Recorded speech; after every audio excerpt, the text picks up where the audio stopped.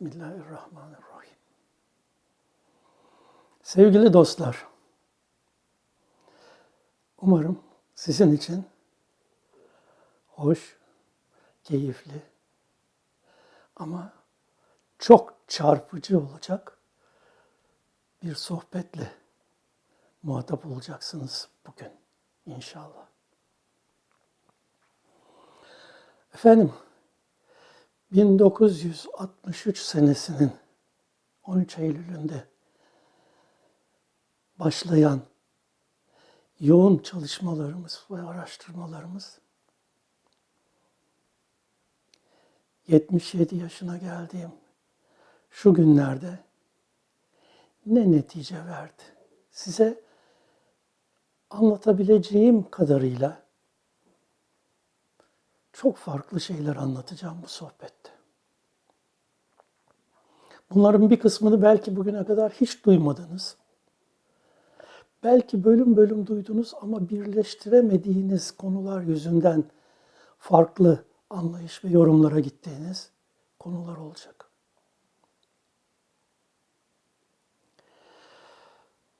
Din konusundaki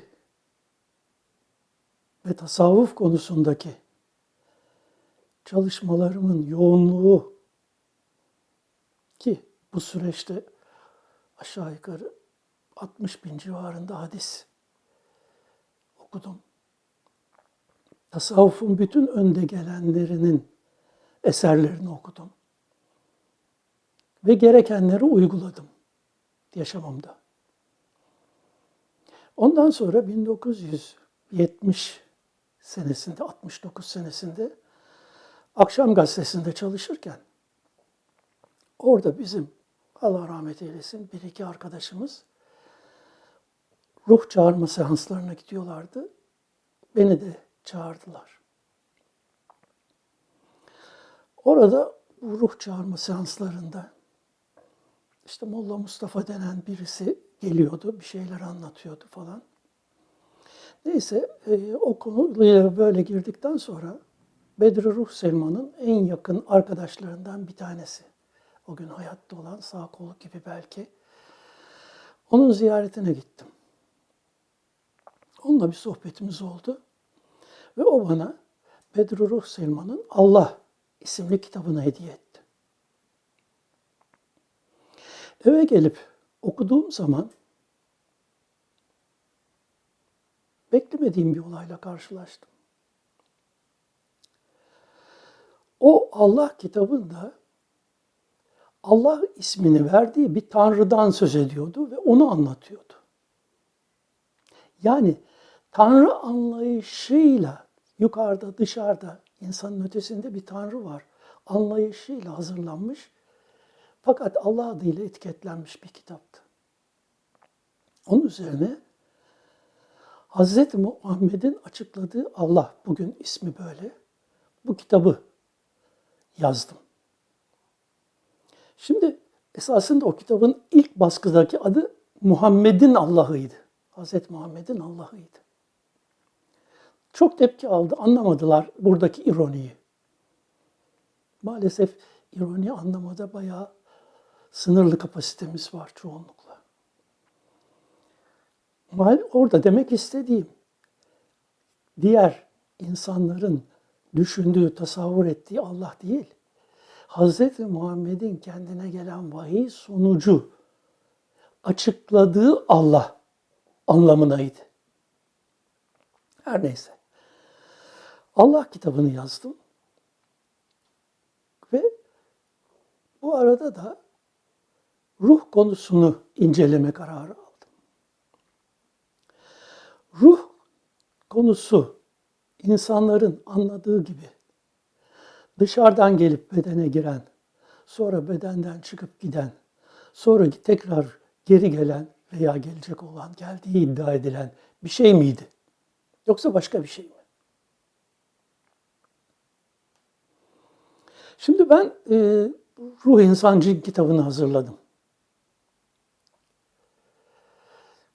O da 1970'te çıktı.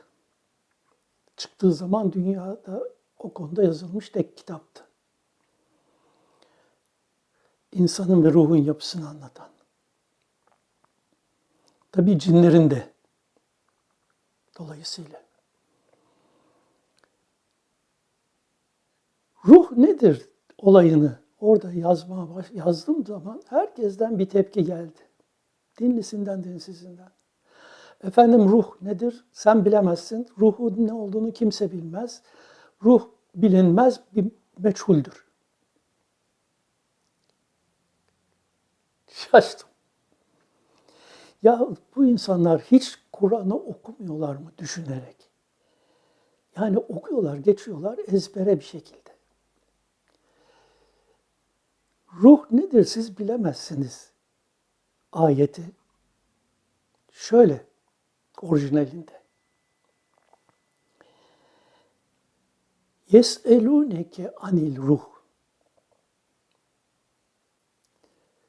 Ruhtan sana soruyorlar. Ruh nedir? Şimdi bu olayın esası şöyle. 3 tane Yahudi hahamı Resulullah'ı imtihan etmek gayesiyle geliyor. Ve diyorlar ki bu 3 soruyu soracağız. Eğer bunları doğru cevap verirse inanacağız ki Allah Resulüdür. Fakat onların anlayışına göre de ruh nedir sualine Resulullah'ın cevap vermemesi gerekiyor. Çünkü daha önce ki tarihte hiç kimse bu sualin cevabını vermemiş. Bu Yahudilere göre bilinmez bir konu. Dolayısıyla gelen ayette de yes'elûneke onlar soruyorlar diyerek Yahudileri kastediyor.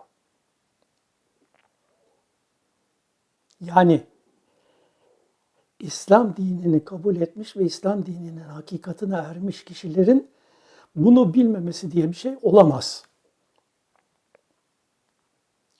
Nitekim bu konuyu geniş anlatan birkaç tweetim oldu tekrar geçtiğimiz günlerde. Ki İmam-ı Gazali de merhum rahmetli aynı şeyleri söylüyor. Ruhun hakikatinin ne olduğunu bilmeyen veli olmaz diyor. Yani işin sırrına ermiş olanların hepsi ruhun ne olduğunu bilir. Ruh gizli bir şey değildir. Fakat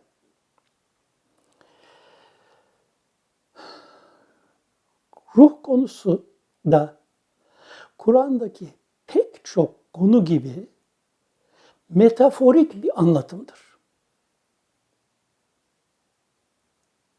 Metaforlardan yola çıkarak ancak metaforlara varırsınız.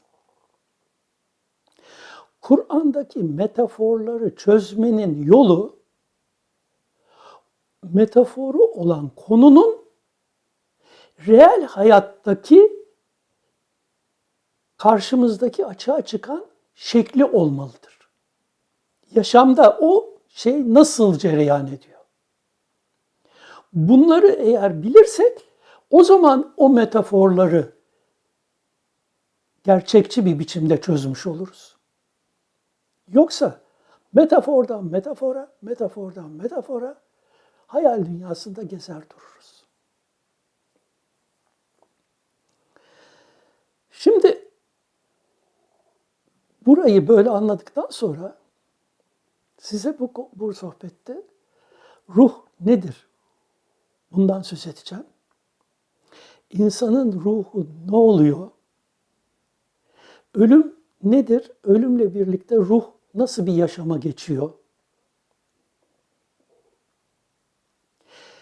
Ölüm sırasında karşımıza gelenler, birileri geldi beni karşıladı diyenlerin olayının hakikati ne?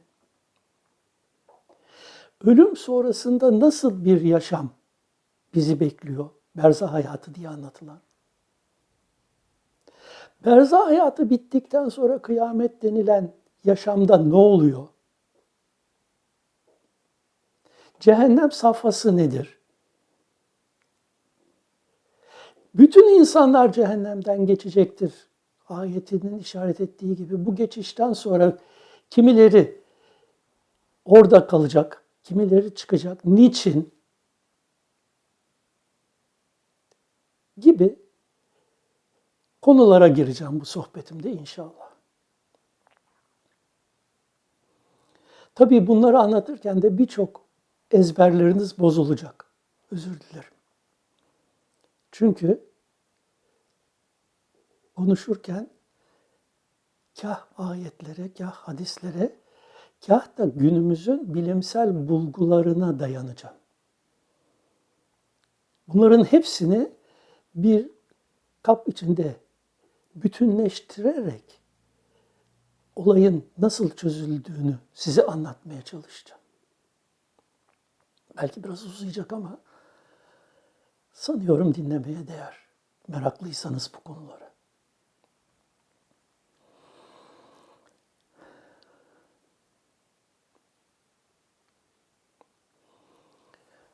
Şimdi ruhun nasıl oluştuğunu anlatmadan evvel beynin ne olduğunu kısaca anlatacağım. Çünkü beynin ne olduğunu 4 Ekim 2014 tarihinde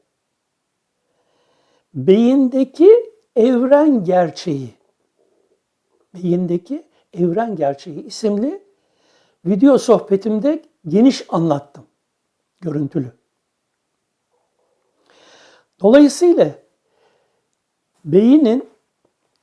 ben beyin dediğim zaman beynin şu ezberlediğiniz, bildiğiniz et beyin olmadığını, o beynin gerçekte bir data bilgi paketi olduğunu, dalgasal bir yapı olduğunu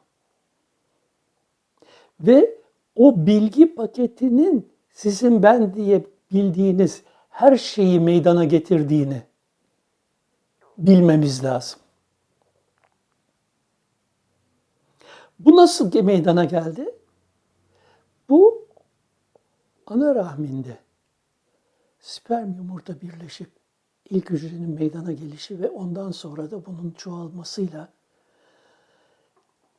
hadisteki ifadeye göre 120. günde beyin ruh diye bahsedilen dalga boyutunu yaratmaya başlıyor.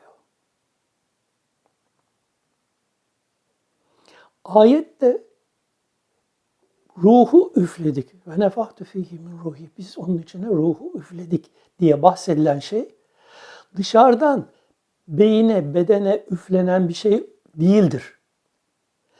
Üfleme dediğim andaki gibi içeriden dışarı çıkan bir şeydir. Dolayısıyla o andaki hücresel yapının gelişiminin meydana getirdiği elektromanyetik dalgalardır. Fakat bu dalgalar bu ilk oluşumuyla birlikte bütün o ana kadarki hücresel yapının bilgisini de kendinde kaydetmeye başlıyor. Ve yaşam boyu ana karnından, bebeklikten, çocukluktan gelmiş bütün bilgiler, datalar beyinde yerini alıyor. Beyin böylece bir bilgi paketi haline geliyor. Ve beyin esasen bu data paketi alanında yaşamını sürdürüyor ki insanı diğer hayvanlardan ayıran özellik burası. Yani beynin esasında bir dalga paketi, data paketi olması. Ölüm dediğimiz olayda beynin fizyolojik yapısı sükût ediyor, işlevsiz kalıyor. Fizyolojik yapıdaki elektromanyetik çekim tükeniyor. Tükendiği andan itibaren bu defa yaşam bu dalga boyu data paketi diye tanımladığımız eskilerin tabiriyle ruh adını almış olan yapıyla devam ediyor. Şimdi insanın bütün hayatı beynindeki hologram dünyasında geçiyor. Bu konuyu birkaç tane sohbetimde anlattım. Beynin hologram dünyası konusunu. Yaşamın üç altın gerçeği adlı bir YouTube sohbetim var. 11 Ağustos 2020'de yaptığım. Orada bu beynin bu çalışma sistemini ve mekaniğini anlatıyorum.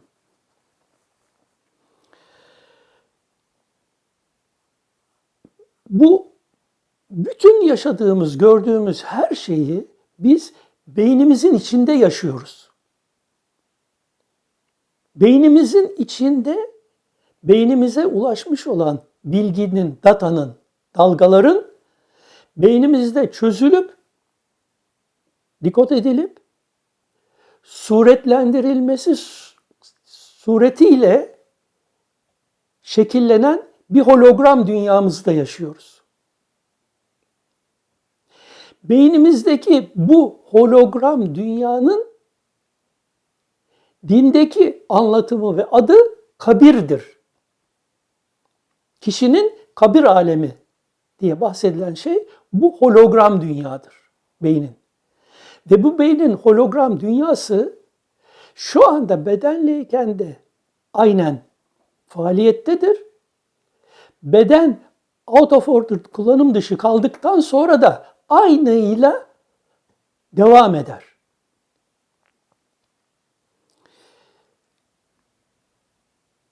İnsanların birçoğu ölüm sırasında, ki ölüm insanın kıyametidir. Ölüm insanın kıyametidir ve kıyamet diye Kur'an'da birçok yerde anlatılan olay esasında insanın kıyametiyle alakalı olarak anlatılmış olan metaforlardır. Bunun en büyük örneği de Zelzele suresidir. Zelzele suresi insanın kıyametini anlatır ve o ölüm sırasında yaşadıklarını, hissettiklerini dillendirir. İnsan ölüm sırasında bazılarının geldiğini, yakınlarının geldiğini, birilerinin kendisini karşıladığını falan anlatır. Bunların hepsi ölüm halüsinasyonlarıdır. Gerçekte hiçbir şekilde kimse dışarıdan gelip de o ölecek ölüm anında yaşayanı karşılamaz. Böyle bir şey teknik olarak mümkün değildir. Niye değildir? Çünkü ölmüş olan, ölümü tatmış olan, Kur'an'ın tabiriyle ölümü tatmış olan, o kabir aleminde yaşayan, hologram dünyasında yaşayan varlıkların her biri kendileri kendi dünyalarındadır ve dışarıdan olup bitenlere vakıf değildir. Hiçbir şekilde. Dışarıyla ilişkisi yoktur. Tamamen kendi dünyasında hapis durumdadır. Yalnızca dışarıdan kendilerine yollanan duaları veya temennileri alabilme şansına sahiptirler. Çünkü bu konuda bir Resulullah'ın hadisi var. Bir mezarlıktan geçiyor, geçerken oradakilerin ızdırabını, kabir alemlerindeki ızdıraplarını alıyor. Bunlar benden evvel mi yaşamıştı, benden sonra mı diye soruyor yanındakilere. Bu da kabir alemindekilerin durumuna anlatıyor. Şimdi olay böyle olduğuna göre hiçbir şekilde ölümü tadıp da gitmiş olanlarla ilişki kurmak mümkün değildir. Bunu bilelim. Bu kıyamete kadar böyle devam eder. Mutlak kıyamete kadar. İnsanın yaşamındaki dünya hayatı dediğimiz bedenli yaşamındaki fizyolojik beyinle olan yaşamındaki bütün girdileri, gelen bilgiler hiçbiri kaybolmaksızın beyinde, hologramik beyinde, data beyinde yerini alır. Ve bunların silinmesi, yok edilmesi mümkün değildir. Hepsi girer. Hepsi kayıtlıdır. Ve bunlar şu dünya yaşamındayken bile dışarıyla herhangi bir şeyden dikkatimizin kesildiği anda kendi beynimizde döner durur. Eğer bizi çok etkileyen, üzen bir şeyse artık o loop'ta devamlı döneriz. Bu kabir azabı denen şeydir. Aslında dünyadayken olan bir şeydir. Sonrasında devam eder. Yani insan dünyada yaşarken daha cehennemde olur veya huzur, keyfi bulur. Şimdi beynin çalışma sistemi otomasyondur. Beyne gelen bir bilgi beyinde veri tabanına göre sentez yapılarak prosesten geçer ve bu prosesin sonucu otomatik olarak beyinden açığa çıkar. Beyin yanı sıra ben diyeceğiniz ayrıca bir şey yoktur. Her şey beyinde girdilere göre otomatik olarak açığa çıkan bir yaşam vardır.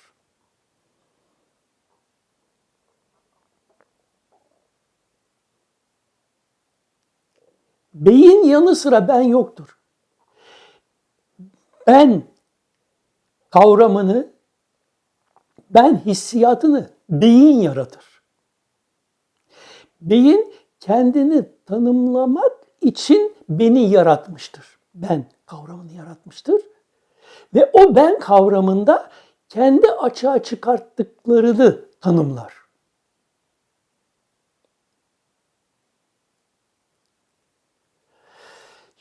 Kur'an, Rab tabiriyle bu hologramik beyni anlatır. Çünkü hologramik beyin kendi derunu itibariyle, boyutsal derinliği itibariyle sonsuz ve sınırsız varlığın hologramik esasa göre tüm özelliklerini kendinde taşır.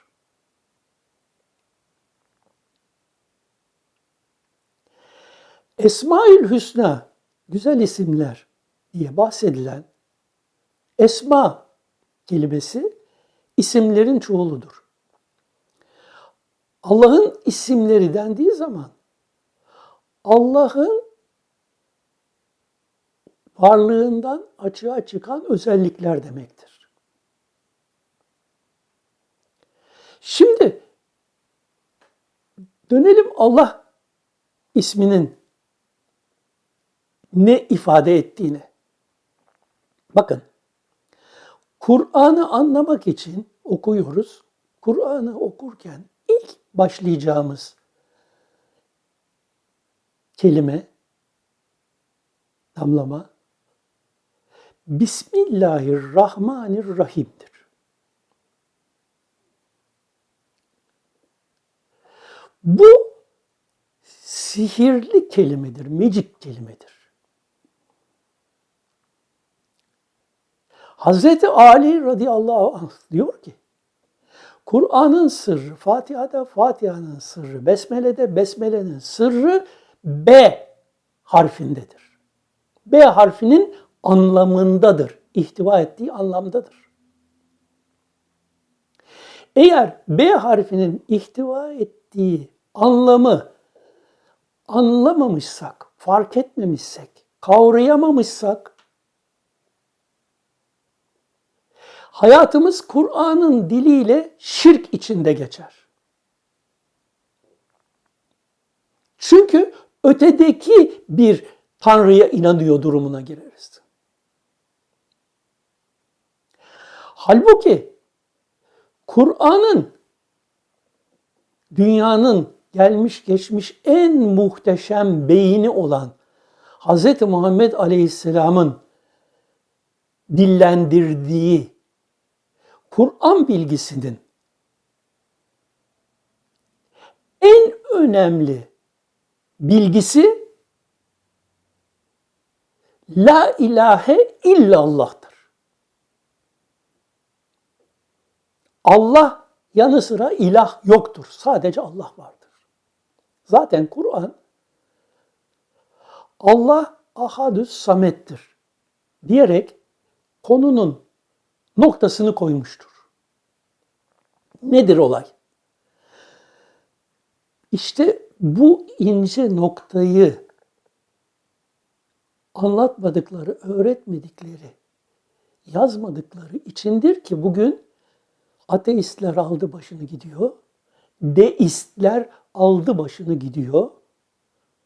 Çünkü hepsi de Tanrı anlayışını temel alan bir düşünce tarzıyla olaya bakıyor.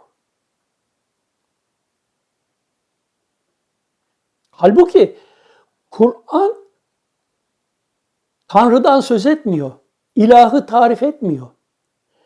Ne diyor Besmele'de? İsmi Allah diyor. İsmi Allah. Peki nedir o ismi Allah olan? Bir Tanrı mı? İsmi Allah olan Rahman ve Rahim'dir diyor. Rahman, ister Allah deyin, ister Rahman deyin ayetinin de işaret ettiği gibi Allah ismiyle işaret edilenin varlığındaki sayısız sonsuz özellikler potansiyeline işaret ediyor, anlatıyor. Rahim ismi de, Rahim kelimesinden anlayacağınız, bildiğiniz gibi üreten, geliştiren, açığa çıkartan, yaratan anlamındadır. Onun için kadındaki organın adı rahimdir. Orada üretilir, yaratılır, açığa çıkartılır. Yani ismi Allah olan bir sonsuz, sınırsız potansiyeldir ve o potansiyeldekileri her an yaratıp açığa çıkartmaktadır diyor. Peki ne kadar büyük Allah? Büyük Allah diyoruz yani. Yani ne kadar saçmaladığımızın farkında bile değiliz. Şimdi düşünün, bizim Samanyolu galaksisinde 400 milyon yıldız var, güneş gibi.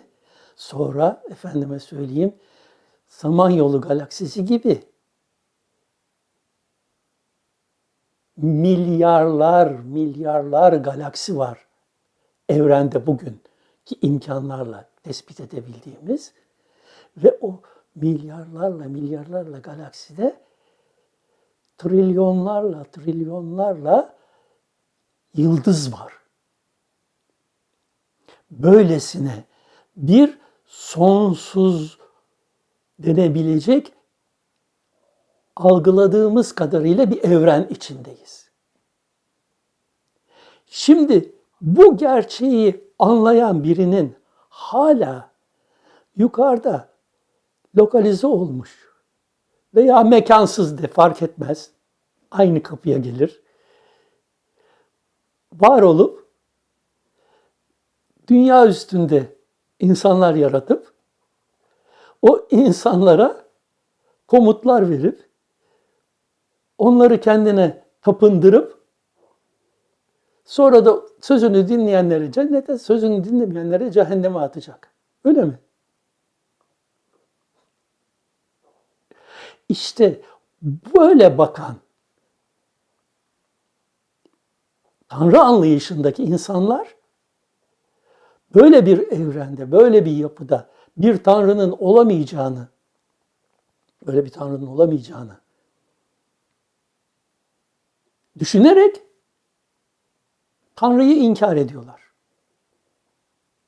Özellikle bugün Batı'daki ateistliğin temelinde bu yatıyor. Deistlikte de aynı şey. Orada da gene bir yaratıcı Tanrı kabul ediyor. Dini inkar ediyor. Niye? Çünkü ismi Allah olanın ne olduğunu anlamış değiller. İsmi Allah olanın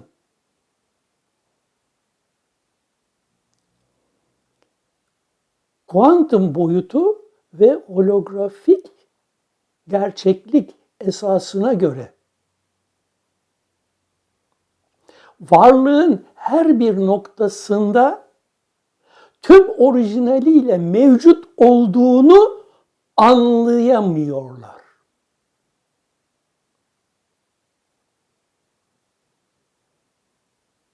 Eğer burayı anlayabilirsek o zaman insan adı altında hologramik beyin yapısında Allah adıyla işaret edilenin rahmaniyetinin ve rahimiyetinin, yani sonsuz esma özelliklerinin ve bu özellikleri açığa çıkartma kudretinin var olduğunu fark ederiz.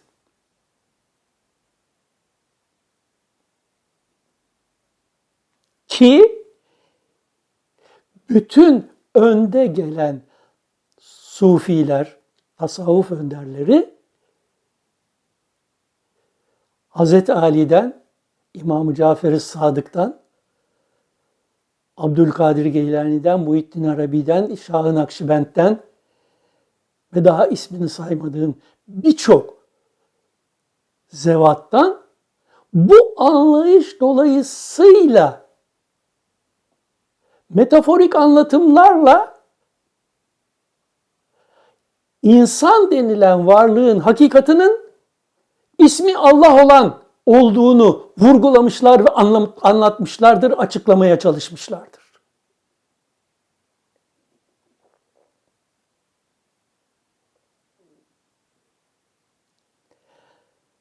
Her ne ararsan kendinde ara diyenler bu yüzden bunu söylemişlerdir. Yukarıdaki, dışarıdaki, ötendeki bir Tanrı ile işin yok. Kendi hakikatindekini hissedip fark etmek durumundasın.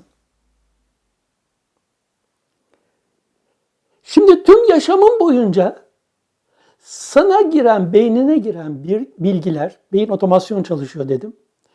Girdiler, hep bu beden olduğun ve bu beden olman hasebiyle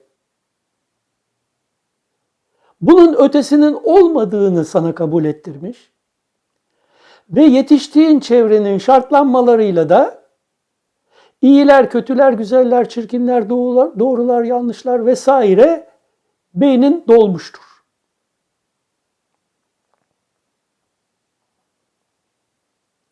Şimdi sen diyelim ki Türkiye'de doğdun, büyüdün. Türkiye'deki toplumun kabulleri ve değerleriyle yetiştin. Öteki Arabistan'da doğdu, büyüdü. Oranın kabulleriyle doğdu, büyüdü, yetişti. Öteki Çin, öteki Afrika, öteki Kuzey Avrupa, bir kısmı Amerika. Oralarda yetiştiler ve oranın kabulleriyle yetiştiler. Her birini nerede olursa olsun yakan şeyler var. Her biri kendi kabir alemindeki bilgilere göre, hologram dünyasındaki bilgilere göre yanarlar. Niye?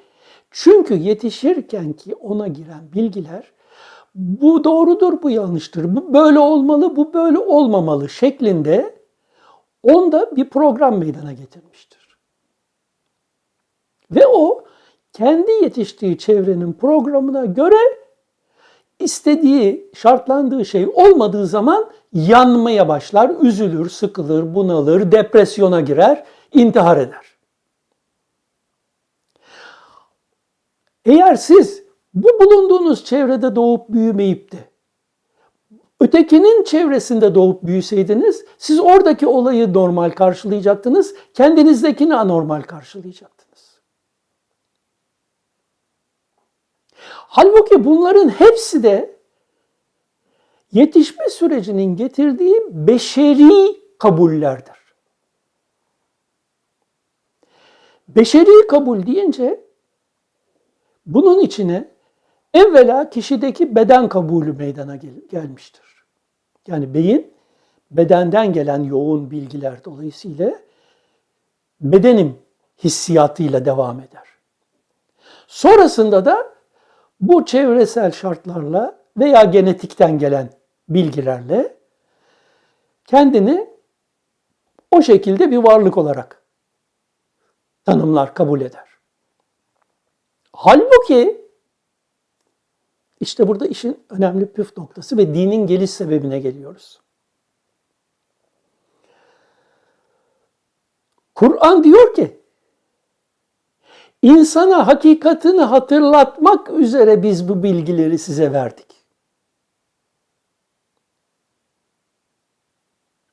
Neyi hatırlatmak üzere?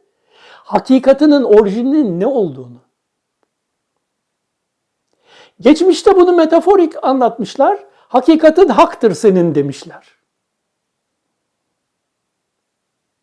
Dışarıda arama, kendinde ara. Allah senin kendi varlığındadır demişler. Şimdi Allah kelimesi, ismi iki anlamda kullanılır. Birinci anlamı mutlak anlamı itibariyledir. Yani sonsuz, sınırsız, varlığının eşi, benzeri olması mümkün olmayan, çünkü sonsuz, sınırsız dediği zaman onun dışında bir varlık düşünülemez, olamaz. Ve sonsuz, sınırsız bu varlık, sonsuz, sınırsız da potansiyele sahiptir. Esma özellikleri diye anlatılan. Ve bu özellikleri itibariyle de tüm bildiğimiz evrende her an, her noktada yeni bir açığa çıkış içindedir. Allah ismiyle Kur'an'daki anlatımın ikinci bir yönü ise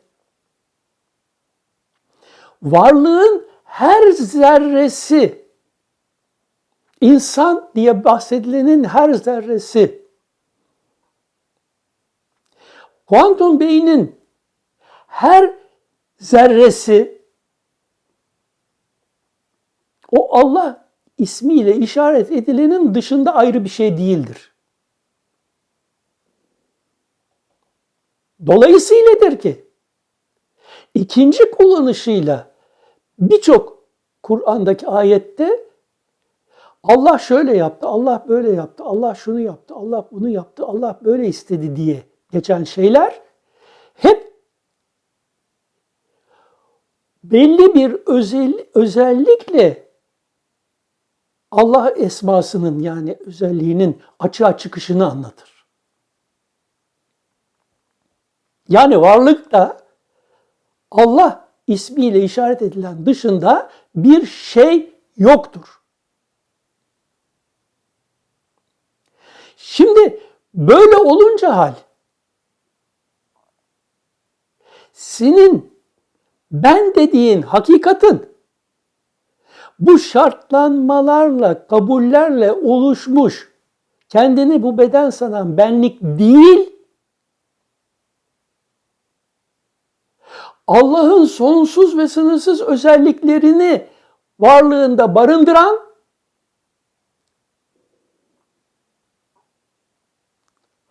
onun zahir oluşudur.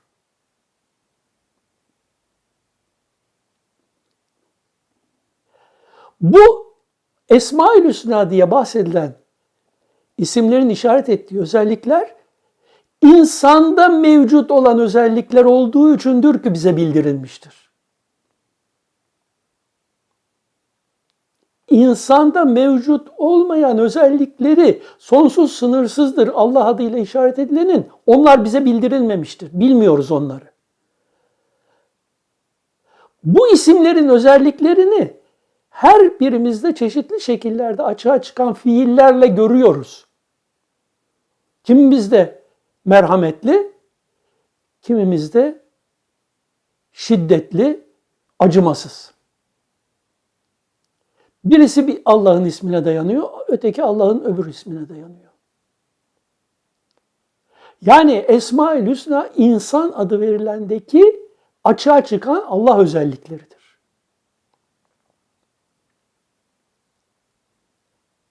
Mutlak manası itibariyle Allah adıyla işaret edileni idrak etmek, kavramak asla ve asla mümkün değildir. Onun içindir ki Ebu Bekir Sıddık Allah'ı idrak edilemeyeceğini idraktır diyerek noktayı koymuştur.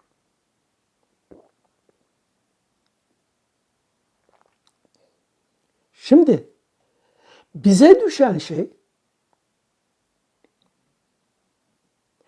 önce kendimizi tanımak ve geleceğimizin ne şekilde şekilleneceğini kavramaktır.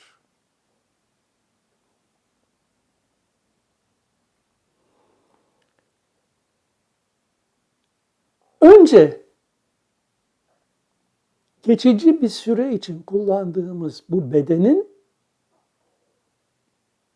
bekasının, devamının olmadığını anlamak zorundayız. Bu gözümüzün önünde zaten aslında. Her birimiz belli bir süre kullanıp bırakıp gidiyoruz. Nereye gidiyoruz? Bedeni koyuyorlarsa mezara koyuyorlar.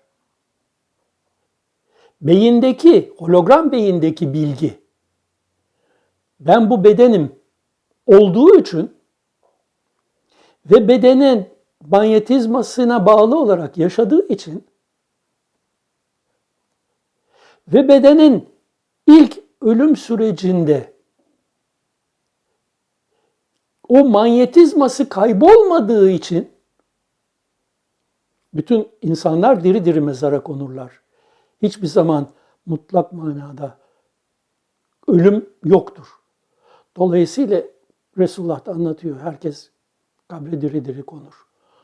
Diri diri yaşar diye. Şimdi ruh o bedeni terk edip gidemez bir yere.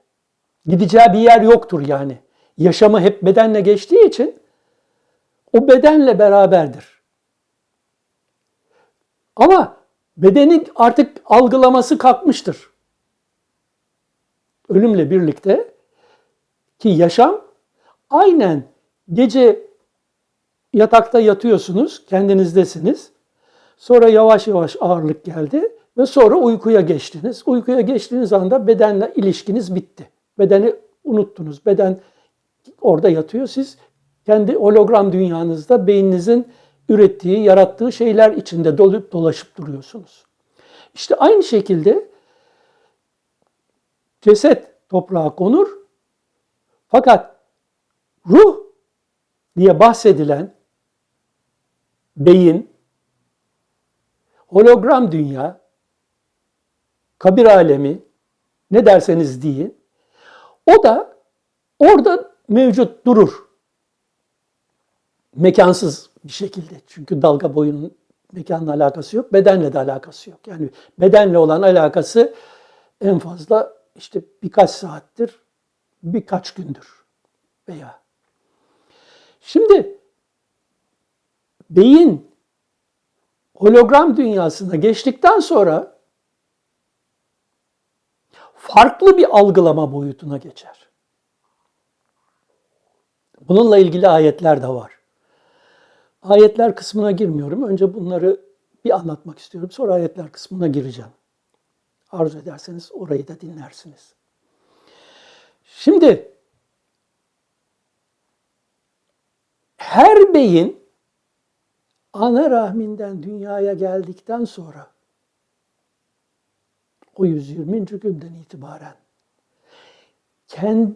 kendi ruhunu, yani elektromanyetik dalga bedenini, data bedenini ürettiği içindir ki artık bir daha o beynin, datanın tekrar gelip başka bir bedene girmesi diye bir şey söz konusu olamaz. Çünkü her yapı kendi ruhunu, yani beynini, hologramik beynini yaratıyor. Allah insanın recycle'ını kullanmaz. Allah insanın recycle'ını kullanmaz. Dolayısıyla insanı tekrar geri döndürüp bir bedene sokup tekrar eğitip yaşatmak gibi bir olayı yoktur. Bunu reddeden ayetler de var. Onları da okuyacağım size. Dolayısıyladır ki insanın yaşamı ileriye dönük olarak devam eder. Fakat biraz farklı devam eder. Dünyadaki bedenle, fizyolojik bedenle ilişkisi dolayısıyla beyinde açığa çıkan belirgin bazı özellikler ölüm tadıldıktan sonraki süreçte bir misli daha artar. Algılama değişir. Abdülkerim Cili, insanlar dünyadayken 4 büyük kuvvenin etkisi altında yaşarlar. Fakat ölümü tattıktan sonra bu kuvve 8'e çıkar. Arşı taşıyan melekler 8 kuvve olarak insanda açığa çıkar der. Şimdi arş insandaki rahmani potansiyelin açığa çıktığı boyutun metaforudur. Melekler, gene bahsedilen melekler insandaki kuvvelerdir.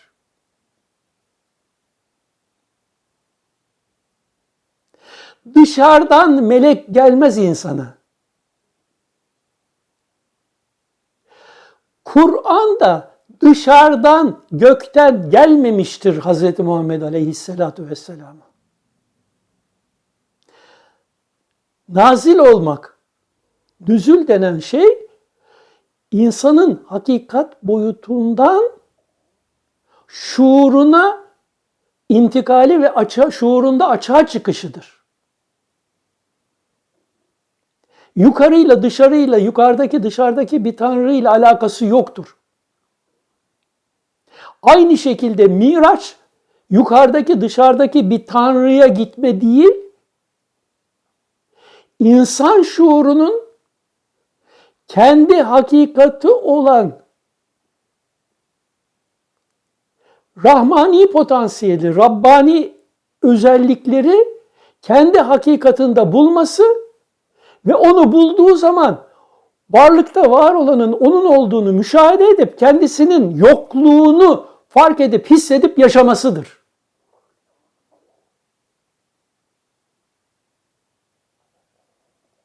İsra olayı farklıdır. İsra olayında farklı boyut varlıklarını algılama hali vardır.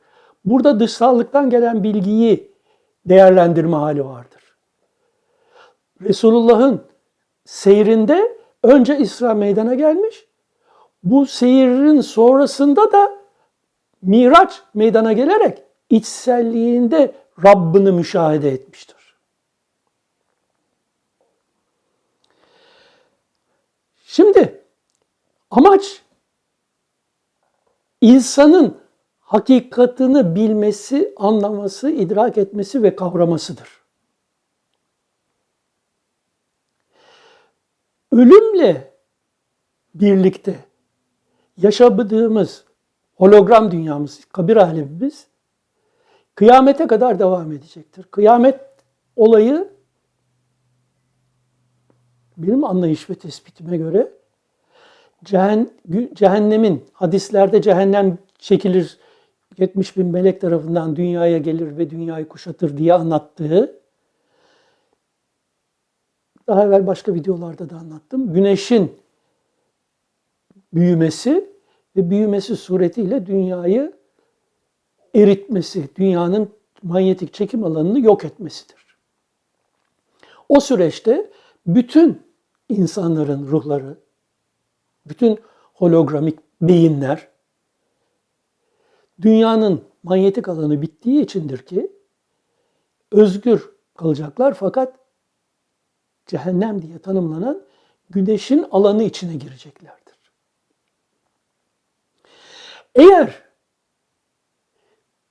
dünya yaşamındayken beyin belli özellikleri açığa çıkarıp, belli kuvveleri açığa çıkarıp, farklı bir dalga boyu ürettiyse, kendinde açığa çıkarttıysa, bunlar o güneşin içinden geçip farklı bir alana gideceklerdir. Farklı bir boyutta yaşayacaklardır. Bu farklı boyut cennet diye tanımlanmıştır. Cennete dair her şey misal yolla anlatılmış. Ayette de anlattığı gibi biz size misal olarak anlatıyoruz diyor. Olaylardır, şeylerdir.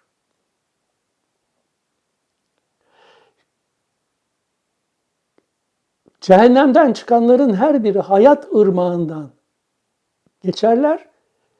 O hayat ırmağı onları pirupak eder. Yanmaktan kömür olmuş cesetleri yok olur.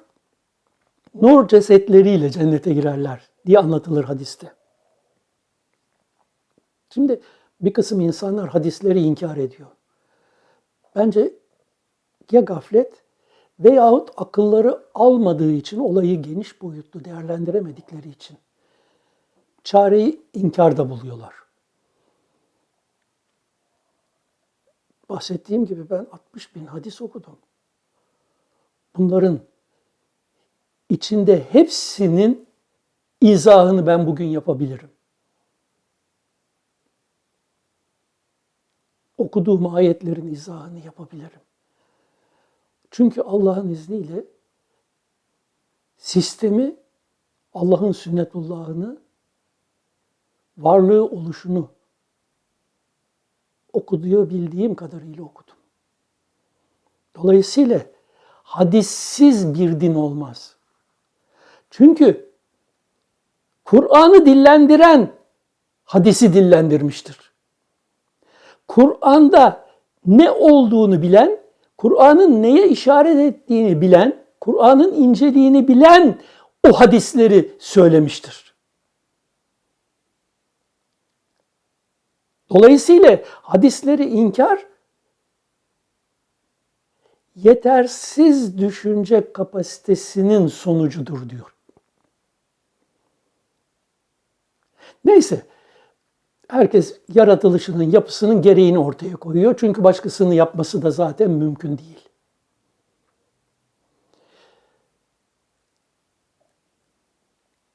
Şimdi Kur'an insana hakikatini bildirmek için gelmiştir dedim.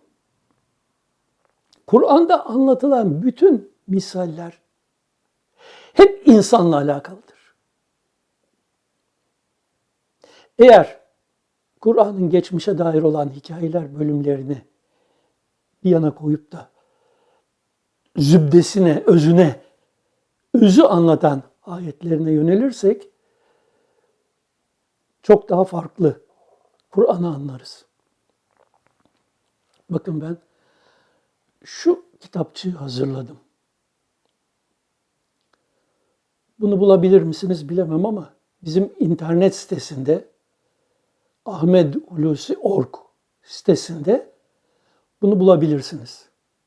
Bu Kur'an'daki işin özünü vurgulayan 100 küsur ayeti derlemiştir ve Kur'an'a nasıl bakılması gerektiğini anlatan bir kitaptır. Kur'an'ı anlamak için kolaylaşsın diye de dünyada ilk defa Hazreti Ali'den sonra dünyada ilk defa olarak bir bütün olarak Kur'an'ın tamamını ayetlerin geliş sırasına göre hazırladığımız bu kitabı okuyabilirsiniz. Bu kitap ilk gelen ayetten sonraki ayetleri sıralamayla düzenlenmiş bir kitaptır.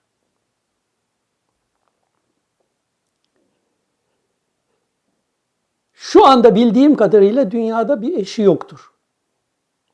Surelerin gelme sırasına göre düzenlemeler vardır. Fakat onlarda da ayetlerin geliş sırası karışıktır, farklıdır.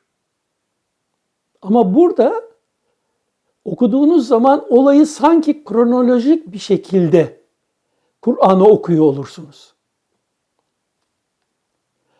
Bu kitapta gene web sitemizde mevcuttur. Ve de elde kalmışsa bilmiyorum, arkadaşlar basmıştı, isteyebilirsiniz. Size bütün bunları hiçbir ücret ve karşılık beklemeden ve istemeden, almadan takdim ediyorum. Bildiğiniz üzere bilmeyenlerin de bilmesi için hiçbir yayınımın telif hakkı yoktur. Hiç kimseden bugüne kadar bir kuruş almadım, almıyorum, almayacağım. Bütün bilgilerimi karşılıksız olarak sizlerle paylaşıyorum. Ve şükür son günlerime kadar da böyle geldim. Bu vurguyu da yaptıktan sonra şimdi insan konusuna devam edelim. Kur'an'daki ayetler hep insanı anlatmak içindir. Fatiha'dan başlayarak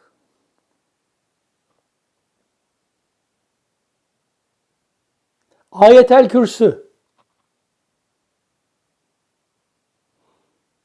İhlas Suresi, hepsi insanı ve hakikatini anlatır. Bunları yukarıdaki bir Tanrı'yı anlatıyor diye değil, benim hakikatımdaki neyi anlatıyor diye okumanız gerekir. Şimdi siz konuya yetişmeniz, şartlanmanız, eğitiminiz, aldığınız kabuller dolayısıyla hep sen ve Tanrı gözüyle bakıyorsun. Çarpıklık burada. Halbuki varlık tek. Tek varlık özünden dışarıya doğru çeşitli sayısız konfigürasyonlarla sayısız kompozisyonları meydana getiriyor. Ve bu kompozisyonlardan bir tanesi de sensin, bir tanesi de benim.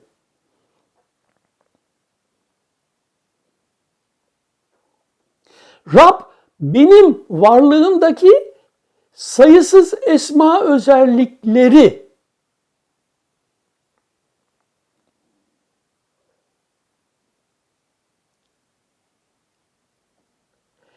varlığındaki bu sayısız özelliklerini açığa çıktığı mahal beyin adını almış. Bunu daha fark ettirmek için şöyle söyleyeyim. Adı beyin olan o data paketi esasında dinin Rab diye bahsettiği şeydir.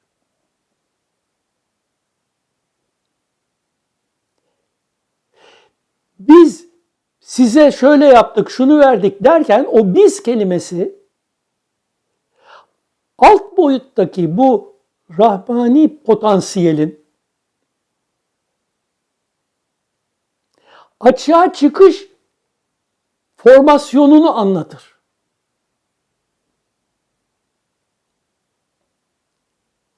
Herkes, her birim, her insan Rabbinin açığa çıkarttıklarıyla, Rabbinin yarattıklarıyla vardır.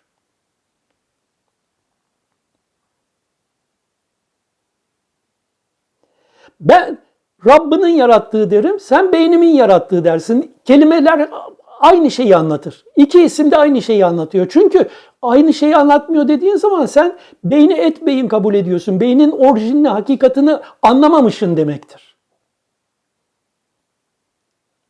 Eğer beyin ismiyle işaret edilenin yapısını anlasan, ki bunu işte anlattım beyindeki evren gerçeği videosunda, mutlaka beyindeki evren gerçeği videosunu seyredin. O zaman anlayacaksınız ki Kur'an beyni anlatıyor. Beyin dediğimiz şey insan.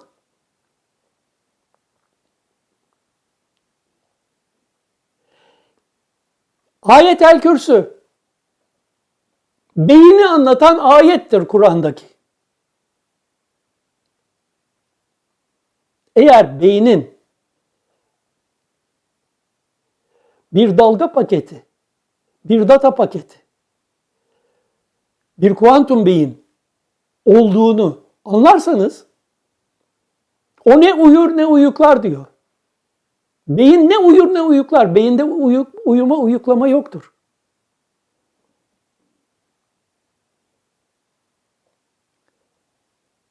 Sema kelimesi Kur'an'da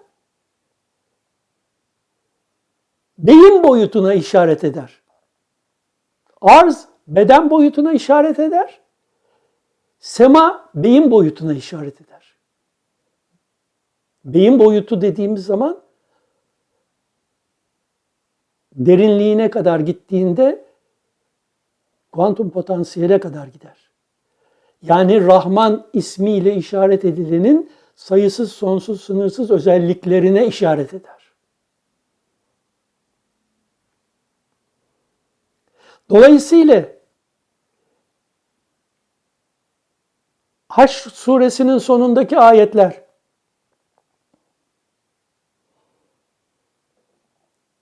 Huvallahüllezî la ilahe illahu alimül gaybu ve şehade diye başlayan ayetler sonrasıyla tamamıyla insanda açığa çıkan Allah isimlerini anlatır. İnsanla alakalı olarak bunlar bildirilmiştir. Dışarıdaki, ötedeki bir tanrıyla değil. Dışarıdaki, ötedeki dediğin nokta senin veya hiç kimsenin akıl, mantık ve hafsalasının almayacağı sonsuz, sınırsız Allah adıyla işaret edilendir ki orayla tamamen bir yerde algı dışı bir olay. Orası tamamen bizim algılama alanımızın dışında kapalı. Dolayısıyla insan bu hakikatinin ne olduğunu bilebilirse beşeriyetten kaynaklanan hiçbir olay onu yakmaz, üzmez. sıkılmaz. Çünkü bu beden boyutunun akışı içinde her birim kendi programındakini yaşayacaktır, yaşamama şansı yoktur gerçeğiyle yüz yüzedir. Resulullah buyuruyor ki bir hadisinde, Uhud dağı kadar altının olsa ve bu altını sen bağışlasan, olan hiçbir şeyin olmama ihtimali olmadığını, olmayan hiçbir şeyin de olma ihtimali olmadığına iman etmedikçe bu iman senden kabul edilmez diyor. Burada otomasyon işleyen bir sisteme işaret ediyor. Bu sistem içinde olan olacaktır, olmama ihtimali yoktur. Olmayan olmayacaktır, olma ihtimali yoktur. Çünkü herkes kendi programını işler. Onun içindir ki la ikrahe fid-din denmiştir. Dinde zorlama yoktur. Ve Resulullah'a sen onları üzerine zorlayıcı değilsin. Sen sadece onlara tebliğ et yeter demiştir. Çünkü herkes programının gereğini yaşayacaktır. Bize düşen ve tevasav bil hakkı ayetince sadece hakkı tavsiye etmek, bilgini paylaşmaktır. Benim prensibim bilgimi paylaşmaktır. Benim ne tarikatım var, ne cemiyetim var, ne cemaatim var. Ne bir cemiyete, cemaate, topluma, herhangi bir yere iltihakım var. Hayatım boyunca yalnız yaşadım ve yalnız gideceğim. Bütün amacım başladığım zaman bu işe Allah'ı ve bilmek, dinin hakikati, orijini nedir, niye gelmiştir bunu anlamaktı. Buradan yola çıktım. Ve aşama aşama her merhalede elim kalem tuttuğu kadar bir şeyler yazdım. Bilgilerimi paylaştım. Karşılıksız. Dolayısıyladır ki her birimize düşen bir insan olarak elimizden geldiği kadarıyla bilgimizi karşılıksız paylaşmak ve sonrasında o kişinin kendine bırakmaktır. O ister kabul eder, ister etmez. Yapısına uygun olan neyse onu açığa çıkaracaktır. Bundan dolayı da onu yargılamak benim hakkım değildir. Benim hakkım değildir kimseye sen kafirsin, sen müşriksin, sen şusun, sen busun demek. Hiçbirimiz kendi geleceğimiz ülkeyi, vatanı, toplumu, milleti, ırkı, cinsiyeti seçmedik. Bunun içinde kendimizi bulduk. Böyleyse karşımızdakini niye suçlarız? Cahilliktir, gaflettir, şartlanmışlıktır, ilkelliktir suçlamak. İnsan olursan eğer bunlardan arınmış olursun. Bunlardan arınmadan insan olunmaz. İnsan cennete gider. Yani cennet yaşamına geçer. Cennet yaşamına geçmek için beşeri kalıntılardan arınması gerekir. Cehennem rahmettir. Cehennem aşaması kişinin yana yana yani kendisini yakan şeyleri yaşaya o şeylere bağışıklık kazanması, artık yanmaz hale gelmesi aşamasıdır. Seni birisi cehenneme atmıyor. Sen dünya yaşamında edindiğin hakikatine uymayan bilgiler, kabuller dolayısıyla dünyada yandığın gibi daha sonraki aşamalarda da yanacaksın. Ta ki o yanmayı oluşturan kabul, şartlanma senden kalkana kadar. Onlardan arındıktan sonra, beşeriyet kavramından arındıktan sonradır ki işte insan, hakiki manada insan olma noktasına girersin. O zaman cennet yaşamı başlar. Cennet yaşamı nedir? Bütün Allah isimlerinin işaret ettiği özellikler, melekler sende mevcuttur. Ve sen bu melekelerle, bu kuvvelerle dilediğin her şeyi yapar noktaya gelirsin. Fakat bu dilediğin her şeyi yapar noktasında, yaşamında sende o beşeri kalıntılar kalmamıştır. Beşeri arzular kalmamıştır. Farklı bir yaşam vardır. Onun içindir ki Allah cennette hiçbir kulun gözünün görmediği, kulağının işitmediği, dilinin söylemediği şeyler yaratmıştır diye işaret vardır. İşte yaşam insandan, insan beyninin oluşumundan, ruhun oluşumundan ileriye doğru sonsuz devam eden bir seyirdir. Hiç geri dönüşü yoktur. Dolayısıyla insanın geri dönüşümü, recycle'ı yoktur. Dolayısıyla reenkarnasyon bir aldatmacadır. Reenkarnasyon ayetlerin tasavvuf ve beyin bilgisi olmadığı için yanlış yorumlayan kişilerin savunduğu bir şeydir din adamlarından da.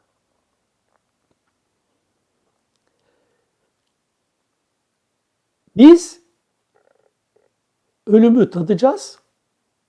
Yani kabir alemindeki yaşamımıza geçeceğiz. Oradan kıyamete kadarlık olan sürede farklı duygular içinde, farklı algılar içinde yaşamımız devam edecek. Bugün gözündeki perdeyi kaldırdık, görüşün keskindir ayetice açığa çıkacak. O farklı algılarla farklı şeyleri göreceğiz. Fakat sonuçta bütün bunları görmemize rağmen bizde hakim olan şey beynimize girmiş olan dünya ve kabullerdir. Rüyalarımızda nasıl dünyevi kabullerimize göre yaşıyorsak, kabir aleminde de aynen olay devam edecek. İşin gerçeğini ve hakikatini, varlığın Allah'ın varlığından başka bir şey olmadığını ve Allah'ın dilediği gibi kendi özelliklerini açığa çıkarttığını ölümden sonra herkes fark edecek, görecek. Ama bu görüş daimi, ebedi bir görüş değil, geçici bir görüş olacak. Geçici bir görüş olmasının sebebi de hakim olan kabullerin beyinde yer alması, bunları silememesi kişinin. Hatta haberi bile yok birçoğunun bunların silinmesi, geçersiz olduğunu fark etmesi bilgisi. İşte bu yüzden hayatları cehennem olacak. Cehennemde çekilenler bu yüzden. Cehennemde kalma bu yüzden. Çünkü onlar kendilerinde bu beden olma bilgisi ötesinde, bu beşer olma bilgisi ötesinde hakikatlerinin Allah olduğunu inkar ettiler. Onlara hakikatiniz Allah'tır. Siz bu beşer değilsiniz. Bu beşer geçici bir süre kullandığınız bir bedenin getirdikleridir dendiği halde varlığınızın hakikati Allah'tır ve onun gereğini hissedip yaşayın dendiği halde onlar kafir oldular. Yani bu gerçeği örttüler, inkar ettiler. Bu gerçeği örtüp inkar etmeleri dolayısıyla da kendindeki o özelliği açığa çıkartma şansını yitirdiler. Varlığındaki ilahi kuvveleri, özellikleri açığa çıkartma şansını yitirdiler kendilerini beşer kabul ettikleri için. Ötede bir Tanrı var, o bizi kurtarır anlayışına gittiler. Ama bu böyle bir şey yok. Sistem böyle bir şey değil. Sünnetullah bu değil. İşte bu yüzdendir ki Allah'ı inkar edenler ebedi cehennemde kalır. Anlamı gerçekleşmiş olur. Allah'ı inkardan murat dışarıdaki Tanrı'yı inkar değil. Senin varlığındaki Rahman'ı, Rahim'i, Meliki Kuddüs'ü ve diğer özellikleri inkar etmendir. Dolayısıyladır ki Kur'an bu gerçeği vurguluyor. Şimdi bazı ayetleri size anlatmaya çalışacağım.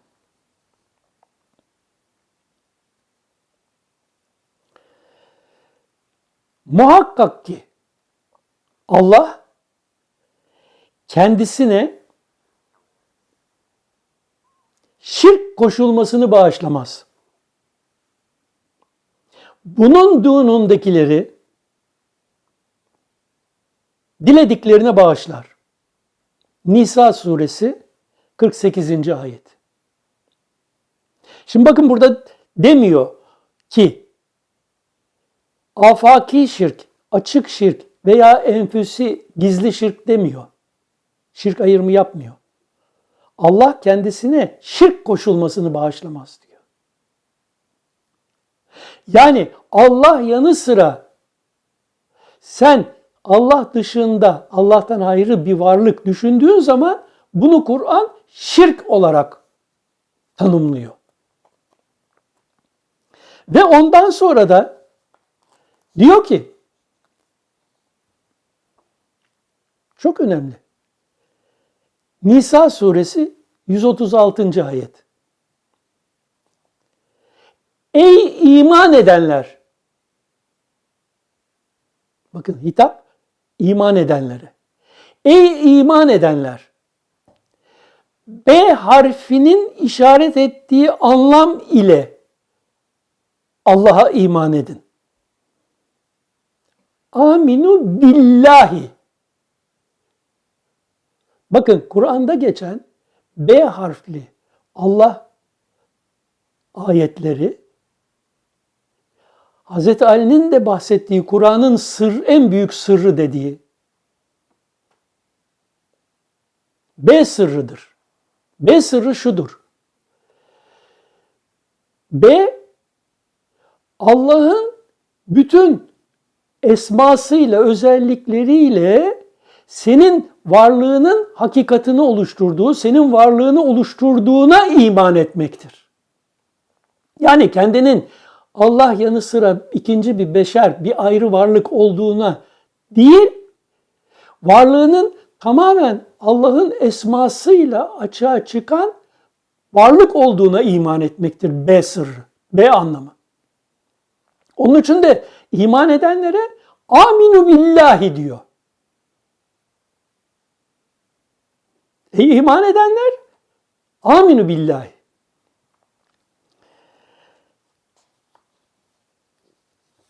Bir başka ayet, arzda, bedensel yaşamdaki benliklerin hepsi fanidir. Zülcelali bel ikram Rabbinin veçidir, baki olan. Şimdi fanidir demek, geçicidir manasına değil, yoktur manasına. Dolayısıyla senin algılamakta olan, algıladığın her şey esasında o an için algıladığın bir varlıktır. O bir sonraki varlıkta değişir ama senin gözün o değişmeyi görmez, algılamaz. O anda vardır, yok olur ve sonra yeni bir varlık meydana gelir. Ve neticede bu her an yeni bir şan alan varlık Allah'ın varlığıdır diyor. Şimdi başka bir ayete gelelim. Geceyi gündüze dönüştürürsün, gündüzü geceye dönüştürürsün. Diriyi ölüden çıkartırsın, ölüyü diriden çıkartırsın. Dilediğine hesapsız rızık verirsin. Ali İmran 27. Gece insanın hakikat boyutuna işaret eder. Gündüz insanın dışsal algılama boyutuna işaret eder. Gündüzü geceye dönüştürürsün, dışsal algılama boyutundan içsel, yani hologram dünyandaki rüya dediğin hale dönüştürürsün. Diriyi ölüden çıkartırsın. Ölü, hakikat ilmini, bilgisini bilmeden kendini beden olarak yaşayan kişidir.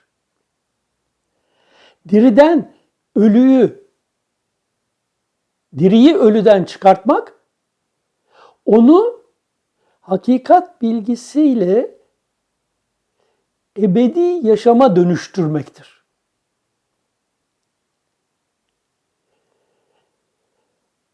Allah sizi bir nebat bitirir gibi arzdan bitirdi. Sonra sizi oraya iade edecek. Ve sizi bir çıkarışla çıkaracak. Arzı sizin için bir sergi kıldı, ondan geniş yollar edinip yürüyesiniz diye. Nuh suresi 17-20. ayet. Allah sizi bir nebat bitirir gibi arzdan bitirdi. Bu insanın bedeninin biyolojik oluşumunu anlatır. Arzdan meydana gelen, yani topraktan meydana gelen yapı tekrar toprağa iade eder. Oraya sizi iade ettikten sonra sizi tekrar bir çıkarışla çıkaracak dediği hologram boyutta, yani kabir aleminde, hologram dünyanda yaşamına devam edeceksin anlamındadır. Tabii hala Tanrı'ya tapınanlar, Tanrı'nın varlığını, bir dışsal Tanrı'yı savunanlar için Kur'an şöyle tarif ediyor onları. Allah adıyla işaret edileni hakkıyla değerlendiremediler. Hac suresi 74. ayet. Ve ma kaderullah hakka kadri. Ve Zariyat suresi 21. ayete geldik. Nefislerinizde ve fî enfusikum hala görmüyor musunuz? Basiretinizle, yani varlığının Allah esmasıyla oluştuğunu görmüyor musunuz?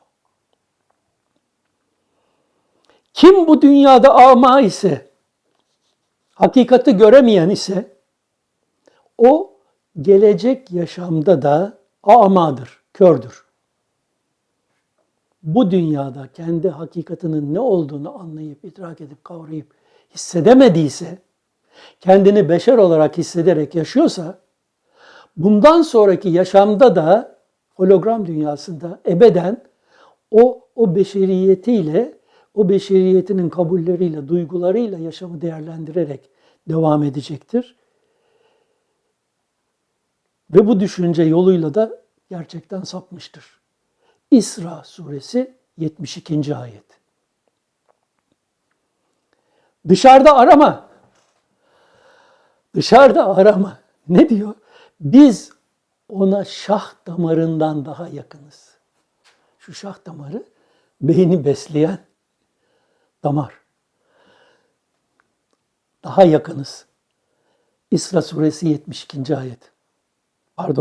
Kaf suresi 16. ayet. Ve Hadid suresi 4. ayete geldik. Nerede olursanız olun, o sizinle beraberdir. Hakikatinizin Esma-i Hüsna olması sonucu olarak sizinle beraberdir. Nerede olursanız olun. Hadid suresi 4. ayet. Ve Bakara suresi 115. ayet. Ne yana dönersen veçhullah karşındadır. Allah esmasıyla karşı karşıyasın.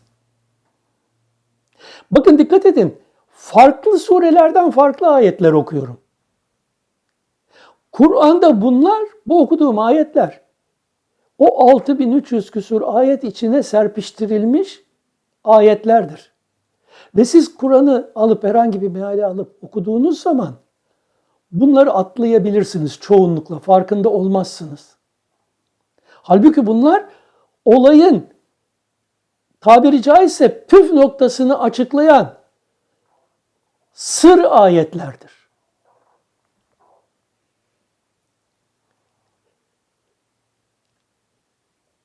Attığında sen atmadın. Atan Allah'tı. Enfal suresi 17. ayet. Yani atma fiilini benliğine, beşeriyetine bağlama. Sende atma fiilini yaratan, açığa çıkaran, atma fiiliyle zahir olan Allah'tı. Allah adıyla işaret edilendi. Edilendi esması itibariyle. Zatı itibariyle kemislihi şeyya. Ona benzer bir şey yoktur, misli yoktur. Ve kendine yönelenleri hakikate erdirir. Şura 13. Sizden her biriniz için bir şirat, yaşam ortam ve şartlarına göre kurallar ve bir minhac, zamanla değişmesi mümkün olmayan realiteler üzerine kurulmuş sistem oluşturduk. Maide 48. Bu ayet çok enteresan bir ayet. İşte bu ayet beynin çalışma, sistem ve mekaniğini anlatan ayet. Şirat ve minhac, beynin çalışma sistemini, mekaniğini, yani bizim input, process, output'la beynin otomasyon olarak her anını yaratmasını anlatan ayettir bu. Maide suresi 48. ayet. Eğer Allah dileseydi elbette insanların hepsini hakikate erdirirdi. Ra'd suresi 31. ayet. Yani niye herkesi hidayete erdirmedi? Niye herkes cennetlik olmadı? Allah'ın sayısız sonsuz isimleri var. Bu isimlerin her birinin özelliği ve açığa çıkış alanı var. Dolayısıyla senin cennetlik dediğinde, cehennemlik dediğinde farklı Allah özelliklerini açığa çıkaran birimlerdir. Allah için senin beşeri duygularının, beşeri bakışlarının ve değerlerinin yeri yoktur. İnsanca bir tanrı, insan gibi düşünen bir tanrı anlayışını terk edin. İnsan gibi düşünen bir tanrı yok. İnsanın kurtuluşu Allah indindeki bakış açısını anlayıp, kavrayıp, değerlendirip hissetmesiyle mümkündür.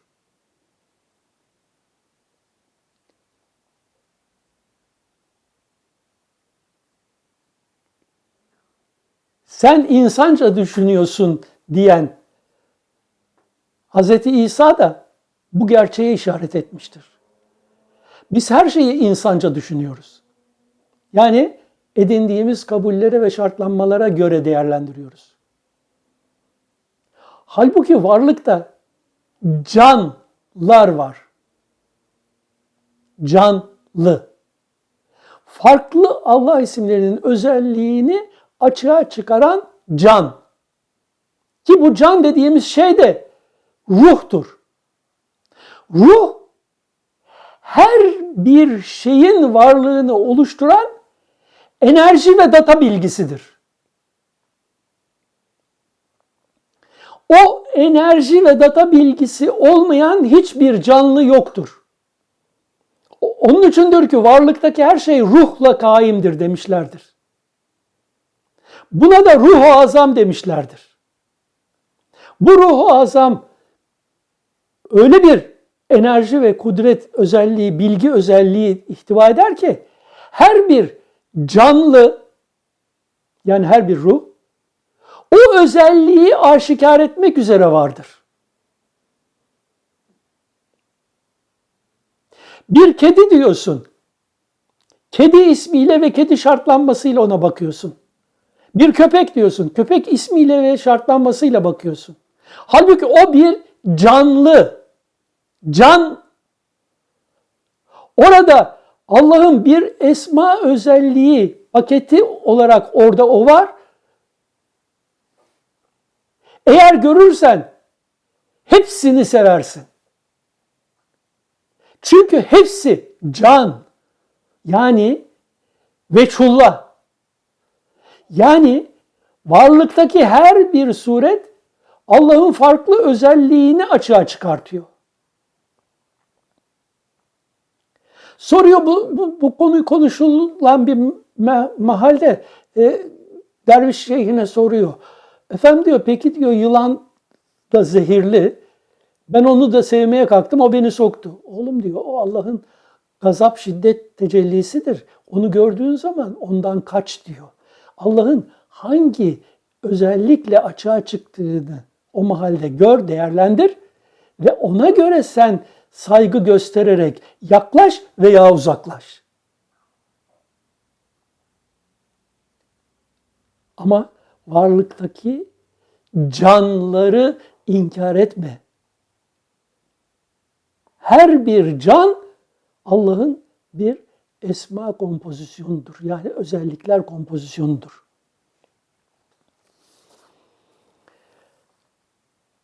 Eğer dileseydik her benliğe kendi hakikatini elbette ki fark ettirirdik. Ne var ki benden?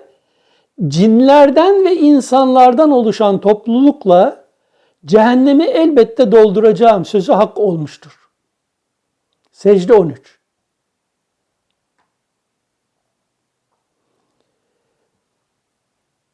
İşte bu da demin anlatmış olduğum varlıktaki sayısız Allah özelliklerinin açığa çıkışı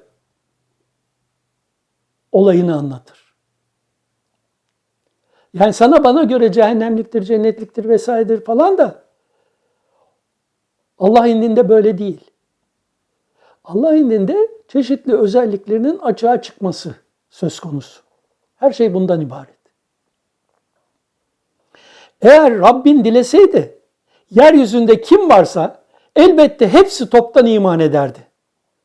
Olayın gerçeği bu iken, sen iman etmeleri için insanları zorlayacak mısın? Kendisini yaratan Allah esmasının bileşimi el vermedikçe bir nefis için iman etmek mümkün değildir.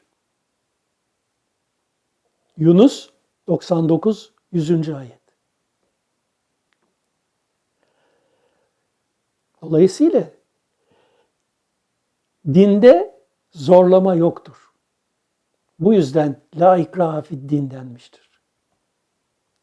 İnsanları hiçbir konuda dini uygulama alanında zorlayamazsın. Zorlama münafıklığı getirir. Din, sistem, insanların kendi isteğiyle içinden geldiği gibi hareket ederek yaşamaları amaçlayarak oluşmuştur. Eğer sen karşındakini namaz kılmaya veya oruç tutmaya zorlarsan, o bunu yapar ama neticede iman etmediği, inanmadığı için münafık durumuna düşer. Onu münafık durumuna düşürmenin vebali de sana yüklenir. Zaten bunu yapıyorsan zaten işin hakikatinden gafilsin demektir. Gafil, hakikattan gafil olan karşısındakini zorlar. İşte bu yüzdendir ki ben diyorum ki ben sadece bu bilgileri insanlarla paylaşırım ama etrafıma kimseyi toplamam, yalnız yaşarım. Onlar kendileri bu bilgileri alır, istediği gibi değerlendirir ve sonucu da kendilerine ait olur. Rabbin sadece ona kulluk etmenizi hükmetti. Bu da bir enteresan ayet. İsra suresi 23. ayet. Niye? Çünkü sen ister Allah'a kulluk ettiğinin farkında ol, İstersen de Allah'a her an kulluk ettiğini, yani onun esma özelliklerini her an açığa çıkartarak bu kulluğunu yerine getirdiğini fark etmeden dışındaki, ötendeki bir tanrıya tapın. O tapındığın tanrı kavramı da, tanrı da zaten Allah'ın varlığının dışında bir şey değil. Dolayısıyla kim neye taparsa tapınsın, o tapındığı varlık Allah'ın varlığı dışında bir şey değildir. Bu yüzden de sadece ona kulluk etmenizi hükmetti. Gerçeği açığa çıkar. Ve dolayısıyla halbuki sizi de yaptıklarınızı da Allah yaratmıştır. Sen ben yaptım sanıyorsun ama halbuki varlığındaki tüm varlık esmasıyla ona ait ve o kendisi dilediğini yapıyor ve açığa çıkartıyor. Nasıl çıkartıyor? De ki, herkes yaratılış programı, fıtratı, şakilesi doğrultusunda fiiller ortaya koyar. İsra 84. Bu da işte gene beyin ayetlerinden bir tanesidir. Beynin çalışma mekaniğini anlatan ayetlerden bir tanesidir. Her beyin hangi bilgilerle oluşmuşsa o bilgilerin getirisi doğrultusunda davranış ortaya koyacaktır. O davranış ortaya koymama şansı da yoktur. Çünkü program bu şekilde oluşmuştur. Kur'an bunu "Kul küllün ya'melu ala şakiletihi" ayetiyle vurgular. Ve bu beyne işaret eden başka bir ayet Hud suresi 56. Hareket eden hiçbir canlı yoktur ki onun bir nasiyesinde, yani alnında, beyninde var olarak tutmuş olmasın. Fatır'ın beyni programlaması. Hud suresi 56. ayet. Arzda,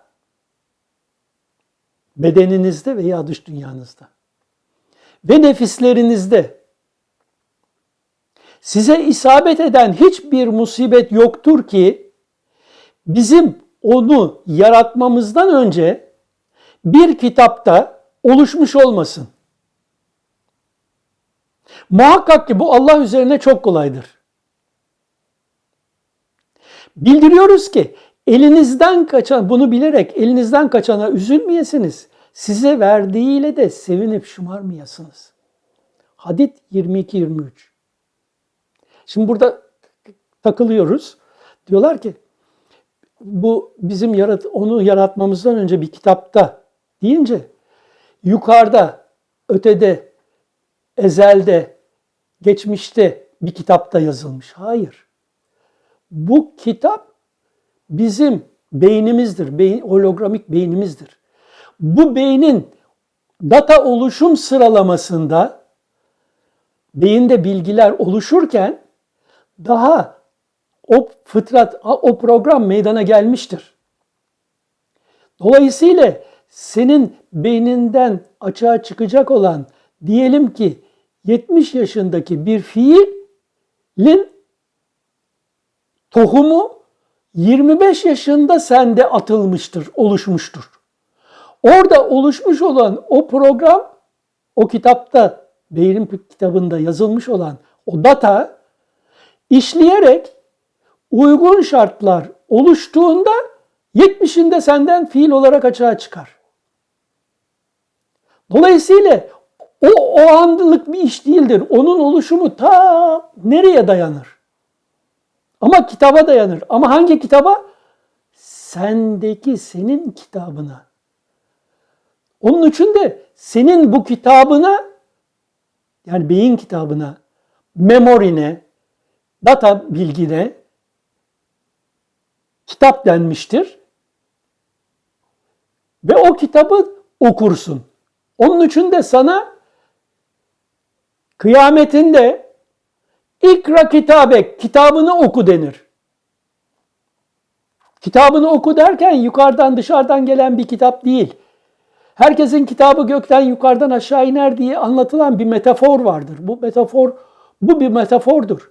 Herkesin kitabı kendi beyninde, kendi datasında mevcuttur. Allah'ın El-Hafiz ismi vardır, hafız, koruyucu.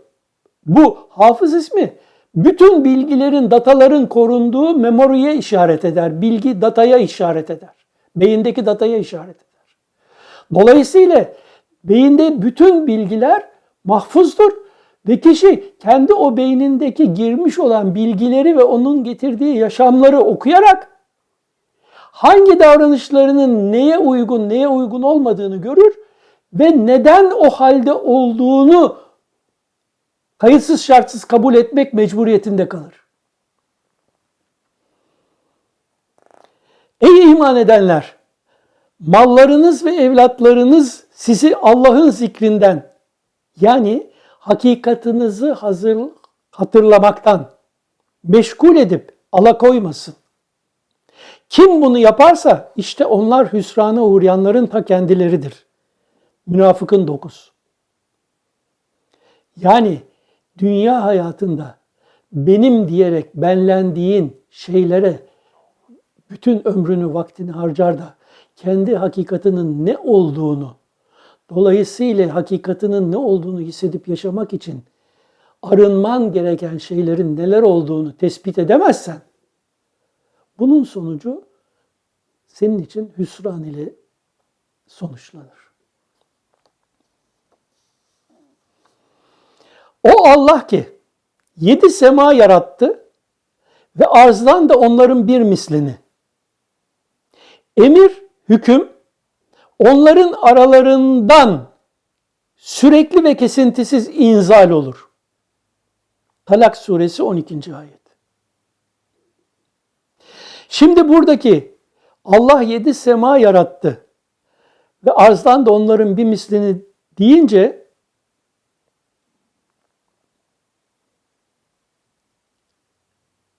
astrolojik etkileri de burada anlamak mümkün olabilir. Sema ve arzı gök ve beden anlamıyla anlarsak. Fakat sema ve arzı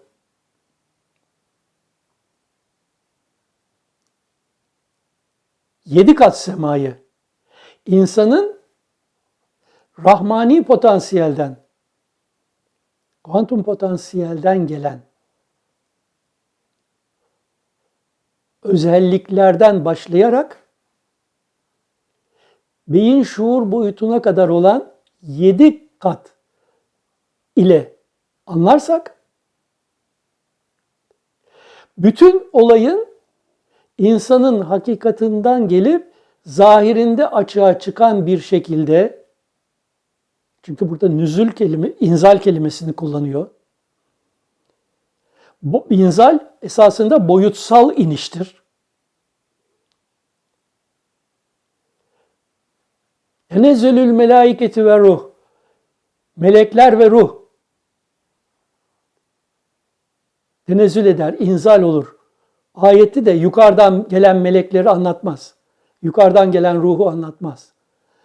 Ruhun hakikatinin ve insanın hakikatindeki meleki kuvvelerin insan şuurunda fark edilişi ve açığa çıkışını anlatır Kadir ayeti.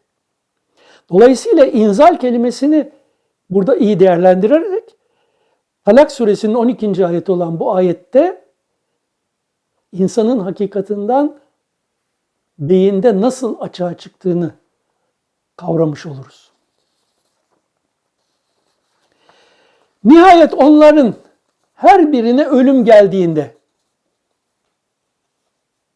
derler ki, Rabbim beni geri döndür. Ta ki önemsemeyip uygulamadığım şeylerde sonsuz geleceğime yararlı çalışmalar yapayım. Hayır. Öyle değil.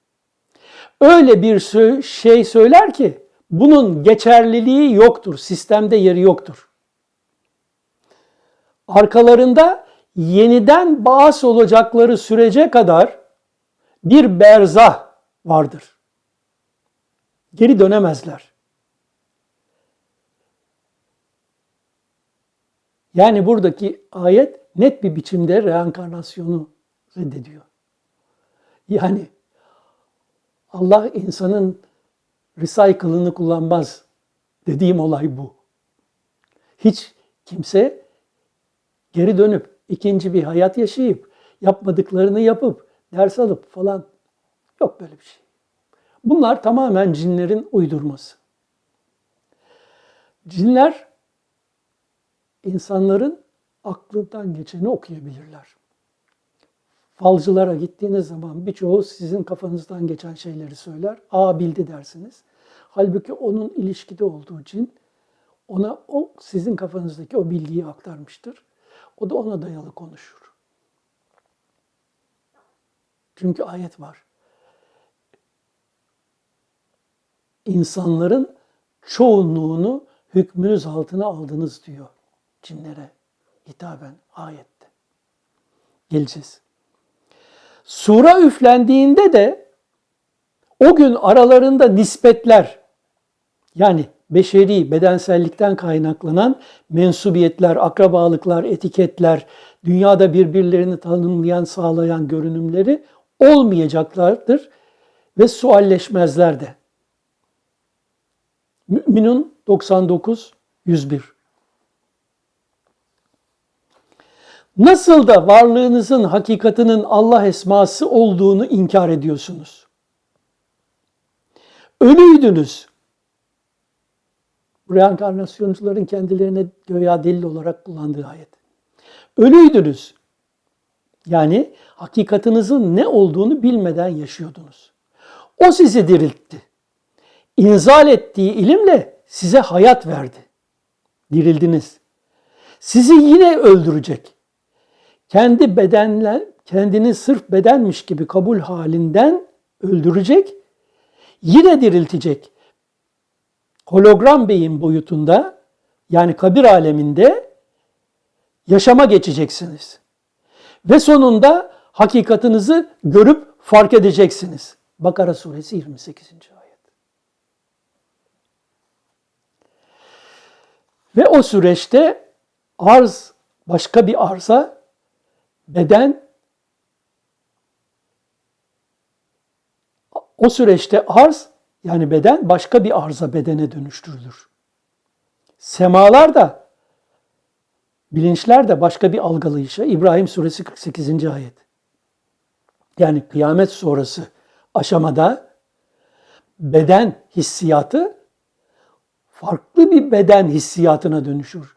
Beden bilgisi, beden olduğu bilgisi her ne kadar beyinde varsa da beyin o beden olduğu bilgisine dayalı olarak farklı bir beden düşünür, yaratır ve o bedenmiş gibi kendini kabul eder. Aynı şekilde bilinç de dünyadaki bilinç olarak değil, kendi hakikatinin ne olduğu bilgisine ulaşmış ama onu yaşayamayan bir bilinç haline dönüşür.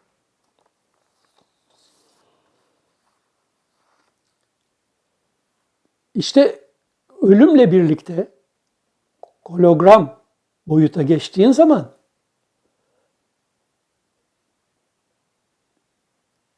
üç melek gelir sana sorgu sorar diye bahsedilen olay gerçekleşir. Bu bir metaforik anlatımdır. Melek dışarıdan gelmez. Melek zaten mekansız varlıktır, nurani varlıktır. Bunu bütün kitaplar yazar.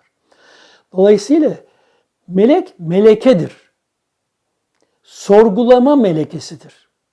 Beyindeki sorgulama melekesidir, bilgisidir.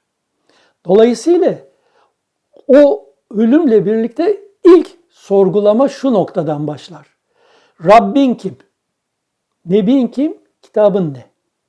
Yani ben ya dünyadayken Allah'a mı inanıyordum? Tanrı'ya mı inanıyordum? Nasıl bir varlığa inanıyordum? Nerede o şimdi? Neyin nesi? Ya Muhammed onun elçisi miydi? Gerçekten ona inandın mı? O böyle bir şey getirdi mi? Getirdiği kitap ne? İşte bu sorgulama metaforik olarak anlatılmıştır bu hadiste. Yaşanacak olan bir olaydır. Sorgu sual olayı yaşanacak olan bir olaydır. Herkesin kendi kendini ve edindiklerini sorgulaması olayıdır. Onun için de işte andolsun bundan gaflet içindeydin. Kozanda yaşıyordun. Senden perdeni kaldırdık. Bugün artık görme kuvven pek keskindir. Kaf suresi 22. ayet.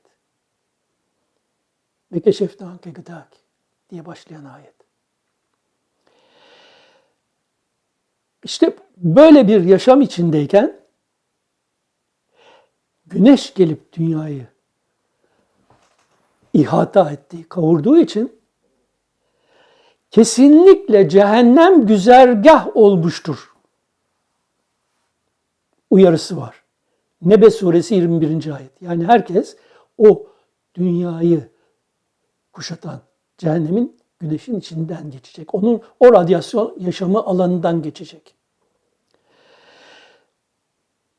Meryem 71-72.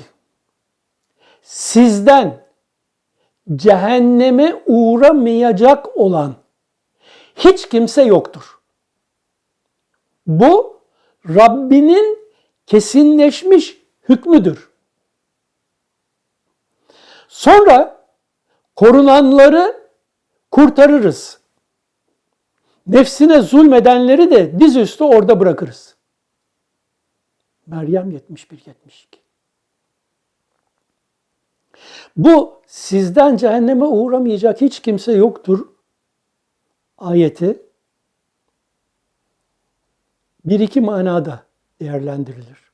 Birisi direkt şu anda anladığımız gibi güneşin gelip kuşatması ve insanların o ortama ruhların, hologram ve bedenlerin veya kabir alemlerinin o ortama girmesi.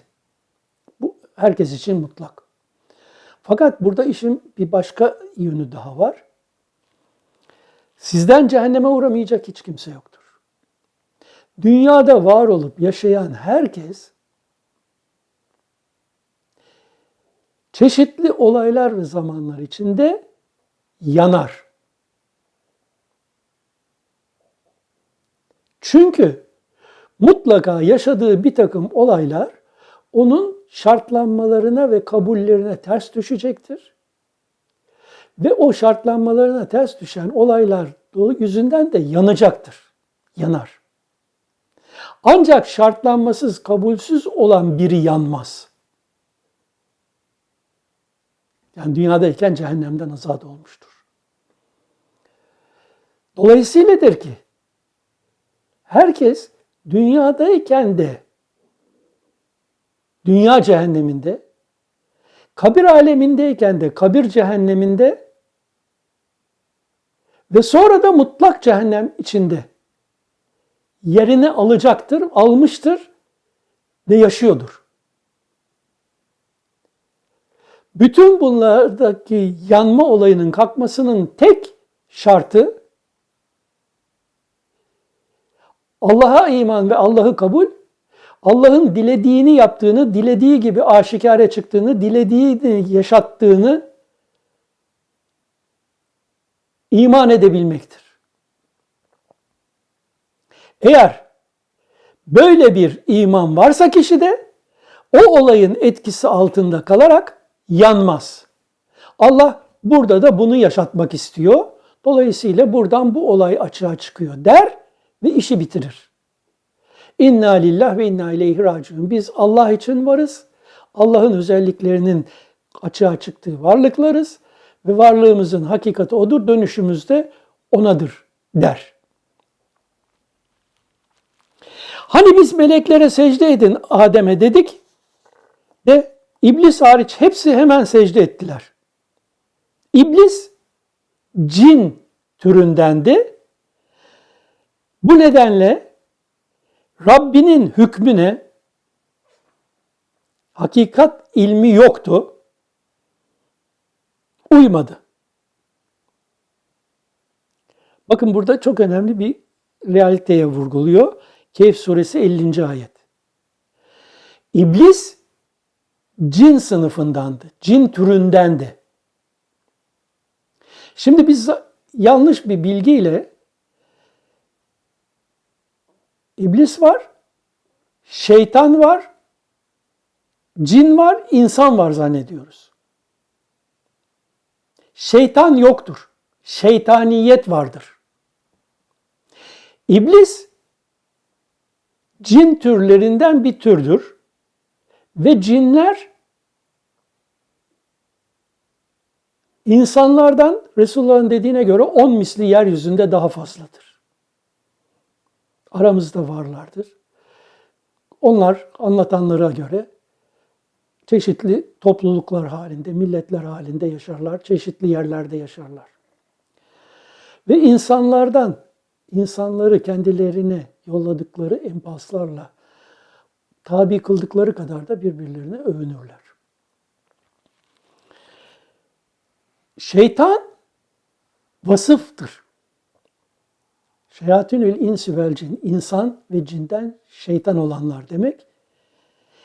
Kendi vehmine tabi olarak gerçeklerden uzaklaşmış, bedenselliğe kendini kaptırmış, yanlışı doğru, doğruyu yanlış kabul etmiş, bu yüzden de başkalarına zulmeden veya kendine zulmeden insan anlamına veya cin anlamına kullanılır şeytan.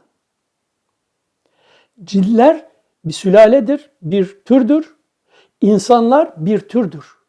Bu iki türünde şeytaniyet diye anlatılan vasıflara sahip olanları şeytan diye de tanımlanır. Esas olan var olan varlıklar cinlerdir. Cinlerde vahdet bilgisi yoktur.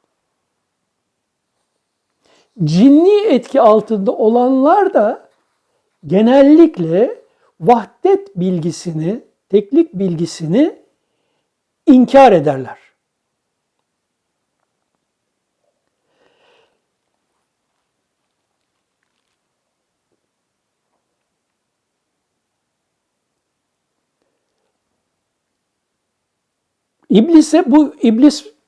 İblise buyurdu. Sana emrettiğimde seni secde etmekten engelleyen neydi? Ben daha hayırlıyım ondan, diyor iblis. Beni nardan, onu tığinden, maddeden yarattım buyurdu. Şimdi nar kelimesine dikkat edin.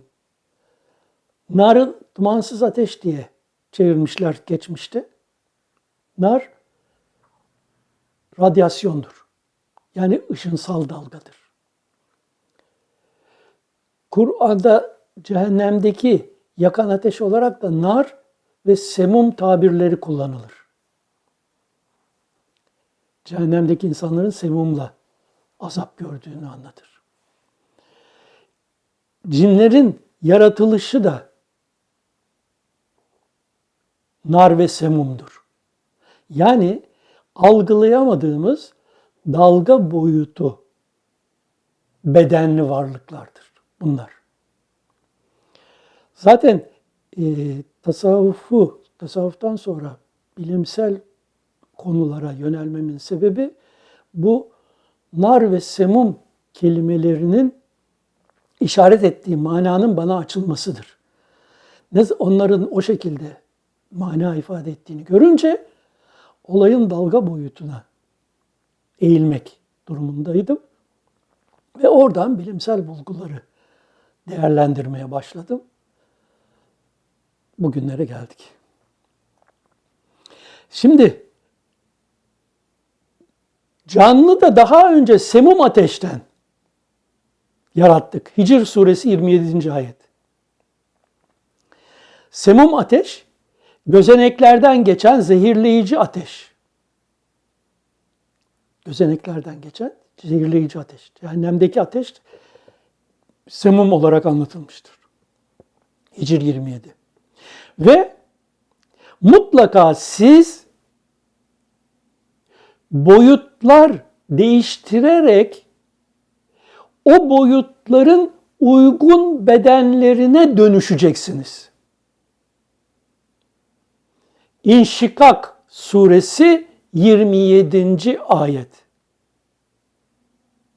Pardon, İnşikak suresi 19. ayet. Mutlaka siz boyutlar değiştirerek o boyutların uygun bedenlerine dönüşeceksiniz. Allah onları topluca haşrettiği gün, ey cin topluluğu, gerçekten insanların çoğunluğunu hükmünüz altına aldınız. İnsan türünden olanlar da şöyle derler o zaman. Rabbimiz birbirimizden karşılıklı yararlandık. İşte bizim için belirlediğin ecele ulaştık. Şöyle der Allah. Ateş sizin mekanınızdır. Allah dilemedikçe orada ebedi kalıcısınız. En'am 128. İnsanların çoğunluğunu hükmünüz altına aldınız diyor Kur'an cinlere. Böyle bir olay var. Şimdi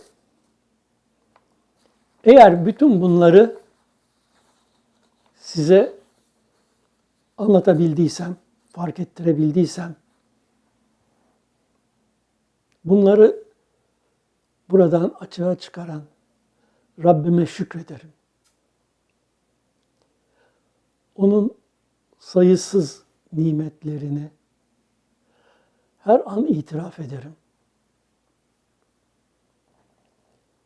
Bu kadar senenin sonunda hala aklı başında, ayağı yere basar, sağlıklı düşünebilen, sağlıklı yaşayabilen bir açığa çıkış nasip ettiği için hamd ederim. Allah hepimize dilediği gibi bir yaşam veriyor. Umarım ki bize sonunda huzur, mutluluk, saadet ve benliksiz bir yaşam, şirksiz bir yaşam nasip etmiştir. Allah'a emanet olunuz.